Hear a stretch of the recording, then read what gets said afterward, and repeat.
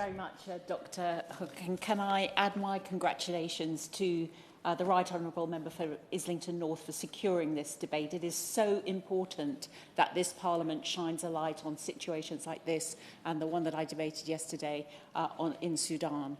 And it is such an important issue, and I was honoured to listen to the speeches of colleagues, the member for Edmonton and Winchmore Hill, the member for Strangford, who spoke with such passion, the member for Honiton and Sidmouth, who certainly was able to articulate why this is so important an issue.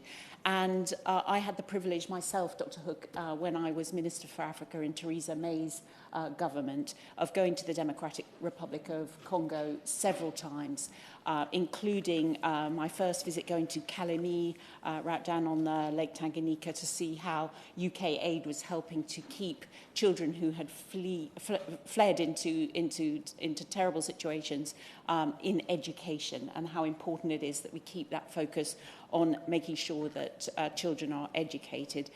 In Kananga, where I saw that UK Aid had helped build a health clinic for newborns. And then, of course, towards the end, on a later visit, I went through Goma and to Butembo during the Ebola outbreak to see how UK Aid was helping with the vaccination of so many people there, and that the city of Goma has actually its fresh water system provided by UK Aid over the years. So we have, over many decades, recognised how important it is that we try and help those fleeing the terrible conflict, which I don't need to repeat is very, very worrying in the Democratic Republic of Congo, because we can see how many of the population as a result are facing food shortages, and how many millions of people are displaced by this conflict. And it is very disheartening to hear that in recent months the conflict has intensified, displacement has intensified, and it's particularly distressing to hear these further reports of sexual violence.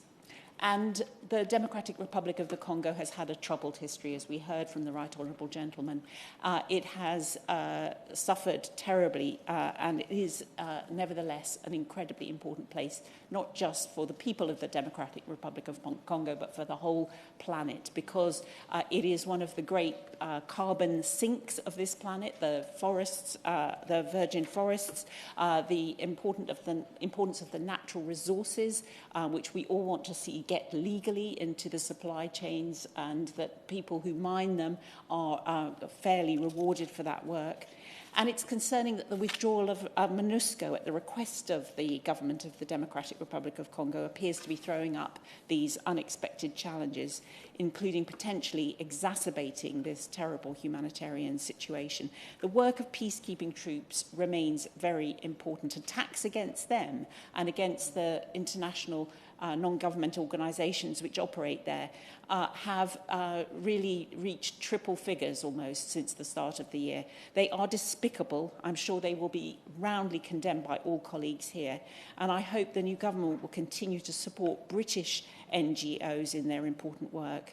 Of course, I want to single out in particular the work of Tear Fund, who lost 2 members of their team in July in an attack on a convoy arriving in Butembo from Lubero. And so can we take a moment to remember those individuals who are so brave, their families, and all those who risk their lives delivering this all-important aid. As the withdrawal of MONUSCO continues, I urge the new UK government to continue encouraging the government of the Democratic Republic of Congo to step up its protection responsibilities for civilians against armed rebels, and its engagement with that all-important political process in Luanda. And the others, of course. The humanitarian truce and ceasefire from earlier this summer appears to have somewhat lowered tensions, and any progress is to be applauded. However, we are concerned at the suggestion that supply routes, including those for food, continue to be disrupted. The UN Security Council resolution in August, which unanimously agreed to increase cooperation between MONUSCO and the Southern African Development Community Mission, who will be tasked with much of the work of security and stabilisation of the country, is warmly welcomed. I also want to briefly touch on the recent Mpox outbreak. It's, of course, intimately linked to the conflict across the country. I can put on the record that the Shadow Secretary, the Foreign Secretary, recently spoke to Dr. Tedros, the Director General of the World Health Organization, and he emphasized the importance of an international response to this virus so that we can contain it. And during the time that my party was in government, we had pledged $126 million of funding for a 3-year humanitarian project. I'd be interested in hearing what the new government is planning to do in that area. And I want to end my comments by asking about British international investment. They have been one of the organisations that's been able to go and make really good investments into the Democratic Republic of Congo, creating jobs. I appreciate that things may have changed since 2018. I'd be interested in an update on that. And end my comments by again urging support by the new government here in the UK of the political solutions in Luanda and Nairobi that are really the only long-term solutions to advancing peace in the Democratic Republic of Congo.